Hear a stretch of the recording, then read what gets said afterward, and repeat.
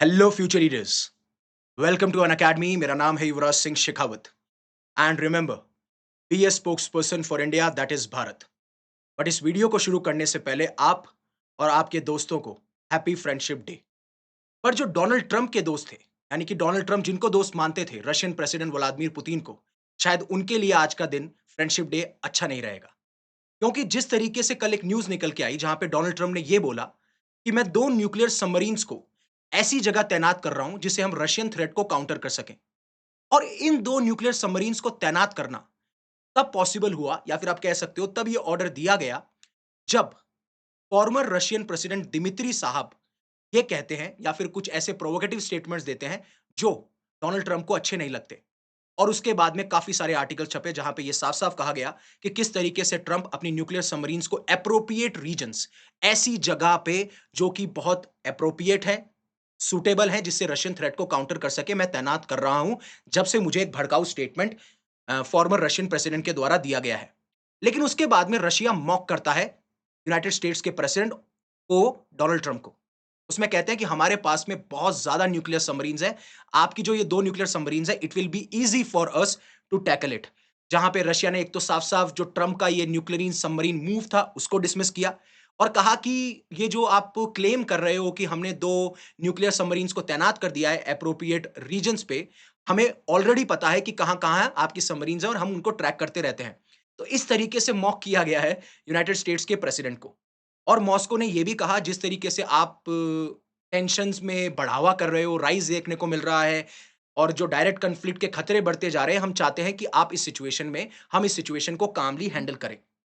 और जो ये मैं बोल रहा हूं कि ट्रंप ने न्यूक्लियर सबमरीन्स को तैनात कर दिया एप्रोप्रिएट रीजन्स पे, उसके बाद में the Daily Craft, the Times, हर जगह आपको ये हेडलाइन या फिर हर जगह आपको ये न्यूज देखने को मिलेगी।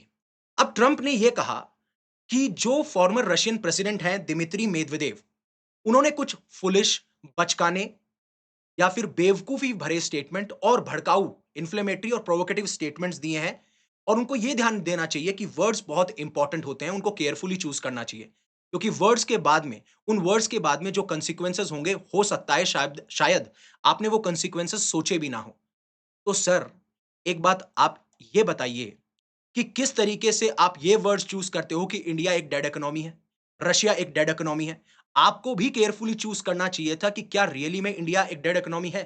क्या रशिया एक डेड इकोनॉमी है? उसके भी बहुत ज़्यादा अनइंटेंडेड कॉन्सिक्वेंसेस हो सकते हैं। सो किसी और को सिखाने से पहले आप भी सीखिए कि क्या-क्या ऐसे वर्ड्स होते हैं जो केयरफुली चूज़ करने चाहिए। क्योंकि अभी शायद आपको लगता है कि आप एक पावरफुल पोजीशन में बैठे हैं when it comes to your American market, तो इसका मतलब ये नहीं है कि आप वर्ड्स का केयरफुली चूज नहीं करेंगे, क्योंकि अगर आप किसी को गाइड कर रहे हैं तो आपको प्रैक्टिस भी करना पड़ेगा। वो कहावत आपने सुनी होगी, प्रैक्टिस व्हाट यू प्रीच। और उन्होंने कहा कि मैं अभी बता नहीं सकता कि कौन से रीजन में मैंने इन दो सबमरीन्स को डिप्लॉय किया है, ये यूएस का एक मिलिट्री प्रोटोकॉल है। वहीं पे गुस्सा किस बात का आया? किस बात को ये कह रहे हैं कि ये फुल स्टेटमेंट है, ये भड़काऊ स्टेटमेंट है, राइट? क्योंकि भड़काऊ स्टेटमेंट देना डोनाल्ड ट्रंप की बहुत अच्छी आदत है। आप देखेंगे कि किस तरीके से वो एग्रेसिवली पोक कर रहे हैं इंडिया को बार-बार, राइट? कि मैं तुम पे इतना परसेंट टैरिफ लगा रहा हूँ, मैं पाकिस्तान के साथ में डील कर लूँगा, मैं आपको डेड इकोनॉमी कह रहा हूँ। These are also provocative statements, these are also not so carefully chosen words. But वहीं पे दिमित्री मेदवेदेव ने टेलीग्राम पे ये सारी चीजें बताई, और इवन पोस्ट एक्स पे भी आप देखेंगे पोस्ट किया गया है, जहां पे जो ट्रंप एक गेम खेल रहे हैं रशिया के साथ में, जहां पे अल्टीमेटम दिया जा रहा है कि 50 दिन में आप डील साइन कर लीजिए। जब यूएस को ये लगा कि रशिया 50 दिन के अंदर भी नहीं करेगा, तो मैं इस टाइम को 10 से 12 दिन के लिए कर देता हूं। और मैंने आपको बार बार कहा है, इस चैनल पे भी कहा है, यूपीएससी नीव बैन अकेडमी पे भी कहा है, आप कितना भी प्रेशराइज कर लीजिए रशियन प्रेसिडेंट को, राइट? वो नहीं झुकने वाले, वो बैग नहीं करने वाले, वो नेगोशिएशन टेबल पे नहीं आने वाले। इसके बारे में मैं दर्जनों वीडियोस बना चुका हूं, क्योंकि जब तक उनके ऑब्जेक्टिव कंप्लीट नहीं होते। तो उन्होंने यही कहा कि आप रशिया को ये भूल मत करो कि रशिया इजराइल और ईरान है। और दूसरा, हर एक नया जो अल्टीमेटम आप दे रहे हो वो एक खतरा है, एक स्टेप है वॉर की तरफ। सिर्फ रशिया और यूक्रेन के बीच में नहीं, बट डायरेक्टली आपकी कंट्री की तरफ। तो आप उस रोड पे मत जाइए। और इसको वो प्रोवोकेटिव और इन्फ्लेमेटरी स्टेटमेंट मान के अपनी न्यूक्लियर सबमरीन्स को आगे आप कह सकते हो तैनात कर देते हैं उन एप्रोप्रिएट रीजन्स पे। और उसके बाद में काफी सारे ऐसे ट्विटर यूजर्स थे या फिर एक्स यूजर्स थे, उन्होंने कहा कि ट्रंप शायद भूल चुके हैं कि रशिया के पास में आर्मी है, न्यूक्लियर वेपन्स हैं, पावर है, पीपल है। उन्हें लगता है कि रशिया इराक है, ईरान है, अफगानिस्तान है, लीबिया है, सीरिया है। नहीं, अगर अमेरिका 1 हिट करेगा तो रशिया 1000 हिट करेगा। वहीं पे एक और यूज़र लिखते हैं कि वेस्ट और स्पेशली यूएस को एक लॉजिक समझना ये होगा और वो ये लॉजिक है कि आप रशिया का कुछ नहीं कर सकते। अगर आपने कुछ किया, तो आपको प्लीज़ एक्सपेक्ट करके रखना पड़ेगा, जैसा आप रशिया के साथ करोगे, रशिया यूएसए के साथ वैसा ही करेगा। ये चीज़ शायद वो समझ नहीं पा रहे।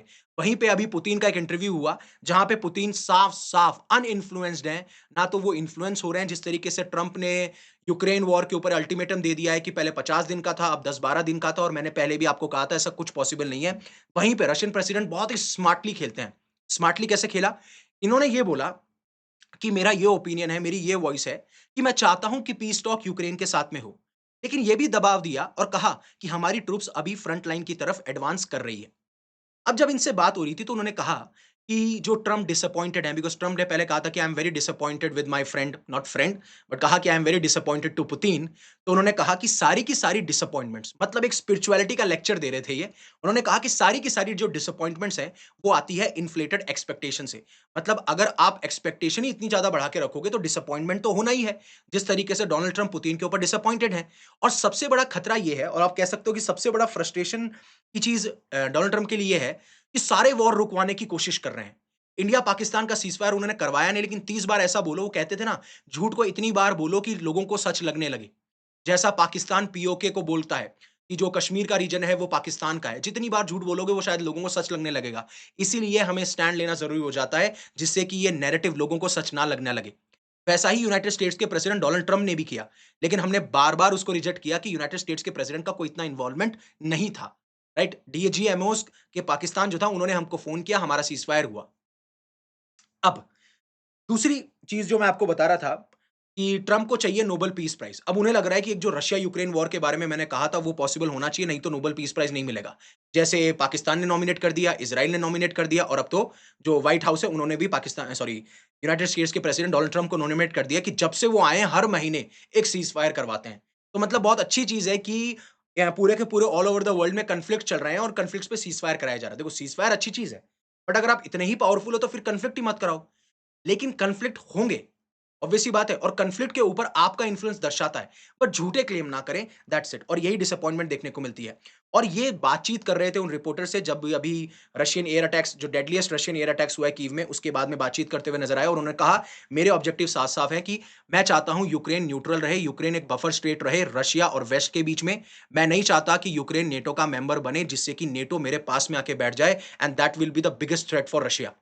साथ-साथ में उन्होंने कहा कि जो भी मैंने अभी तक टेरिटरीज़ ऑक्यूपाई करी हैं, उसको आप रिकॉग्नाइज़ कीजिए। स्पेशली क्रीमियन रीजन हो गया, डॉनबास रीजन हो गया, लेकिन यूक्रेन साफ-साफ जो है इस चीज़ को एग्री नहीं करता कि बोला हम पीस टॉक के लिए राज़ी हैं, लेकिन ये चीज़ नहीं हम मानते। That will be our surrender, that will go as like कि हमने गिव अप कर दिया है, हमने सरेंडर कर दिया और वो चीज़ हम नहीं चाहेंगे। और जब ये provocative statement farmer Russian president के द्वारा निकले, तो ट्रंप ने ट्रुथ सोशल पे ये कहा कि बहुत ही हाइली भड़काऊ प्रोवोकेटिव स्टेटमेंट है, लेकिन ट्रुथ सोशल पे अगर आप जाओगे, तो सबसे ज़्यादा भड़काऊ स्टेटमेंट तो डोनाल्ड ट्रंप के ही होंगे। फिर उसके बाद में मैंने ऑर्डर दे दिया है, बट यूएस प्रेसिडेंट ने ये नहीं बताया कि ये जो 2 सबमरीन्स भेजी हैं, क्या ये न्यूक्लियर इंजन है, इनके अंदर न्यूक्लियर पावर्ड है, मतलब न्यूक्लियर एनर्जी से चल रही हैं, या फिर इनके अंदर न्यूक्लियर वेपन्स हैं, यानी ये न्यूक्लियर आर्म्ड है। इस चीज़ के बारे में कुछ नहीं बताया। लेकिन उन्होंने कहा रिपोर्टर से कि एक थ्रेट दिया जा चुका है और मैं इस चीज़ को एप्रोप्रिएट नहीं समझता, इसलिए मैं केयरफुल हूँ, मैं अपने लोगों को प्रोटेक्ट करने में बहुत इंटरेस्टेड हूँ और हमेशा से मेरा ये दावा रहा है, इसलिए we are going to protect our people. और ऐसा नहीं है, ये जो मेदवेदेव साहब हैं, फॉर्मर रशियन प्रेसिडेंट, उन्होंने ट्रम्प के थ्रेट को बार-बार थियोरेटिकल, सिनेमैटिक बताया और उन्होंने कहा है कि Russia doesn't care about this, ये इनकी बात है। और इवन मेदवेदेव ने टेलीग्राम पे ये चीज़ पोस्ट करी और warning the about dead hand. अब आप ध्यान रखिएगा, डेड हैंड एक तरीके से ऑटोमैटिकली एक स्ट्रैटेजी है जो कि कोल्ड वॉर के दौरान आई थी। अगर कोई भी फॉरेन पावर रशियन लीडर्स को स्ट्राइक करता है, उनको मार देता है, तो इस स्ट्रैटेजी के तहत वो न्यूक्लियर स्ट्राइक्स कर सकते हैं उस नेशन के ऊपर। ये इनकी डेड हैंड स्ट्रैटेजी है, जो काफ़ी सारे एक्सपर्ट्स ने बताया, इसका मतलब ये है। और ऐसा नहीं है, ट्रंप ने पहले भी मेदवेदेव को रिप्लाई किया, ट्रंप ने पहले भी कहा था कि ये एक फेल्ड फॉर्मर प्रेसिडेंट है, जो कि अभी भी पावर के अंदर नहीं है, राइट? इनको कहा कि ये पावर के अंदर नहीं है, तो पावर के अंदर नहीं है, तो पहली बात बताइए कि दिमित्री मेदवेदेव कैसे एक डेप्यूटी चेयरमैन है security council of the Russian federation के। इन्होंने रशियन प्रेसिडेंट व्लादिमीर पुतिन के अलाई हैं, फ्रेंड है, इन्होंने सपोर्ट किया था, जिस तरीके से रशिया ने इन्वेड किया था यूक्रेन में 2022 में। एंड इवन अभी भी सपोर्ट करते हैं और वेस्ट के खिलाफ ये काफ़ी बार स्टेटमेंट्स चलाते रहते हैं या फिर जो भी वेस्ट के प्रोपेगेंडाज़ होते हैं। उससे पहले अनअकैडमी आपके लिए लेके आया है 3 दिन का फ्री ट्रायल जो कि डिस्क्रिप्शन में आपको लिंक मिल जाएगा, जिससे कि आप ये चेक कर सकते हैं कि जो भी कोर्सेज़ है, कंटेंट है, एजुकेटर्स हैं, ये अनअकैडमी ऐप है, ये किस तरीके से काम करती है, क्या आपके काम की चीज़ है। क्योंकि अगर आपको कोर्स परचेज़ भी करना है, तो उससे पहले आपके पास में एक ऑप्शन होना चाहिए, जिससे कि आप देख सकें कि कौन-कौन से एजुकेटर्स हैं, कितने एजुकेटर्स हैं, कैसा कंटेंट है, कैसा पढ़ाते हैं, so that you can make a wise choice for your future. ये 3 दिन का है और कल खत्म हो जाएगा, कल इसकी आखिरी डेट है। तो अगर आप 3 तारीख को एनरोल करते हैं, तो 3, 4, 5 तक आप इसका एक्सेस ले सकते हैं। इवन ट्रंप ने मेदवेदेव को ये कहा कि जो आप चीज़ कह रहे हो, आप बहुत ही डेंजरस टेरिटरी के अंदर एंटर करने की कोशिश कर रहे हो। और जैसा मैंने आपको बताया कि हमेशा से मेदवेदेव जो हैं वेस्ट के खिलाफ बोलते हुए आए हैं।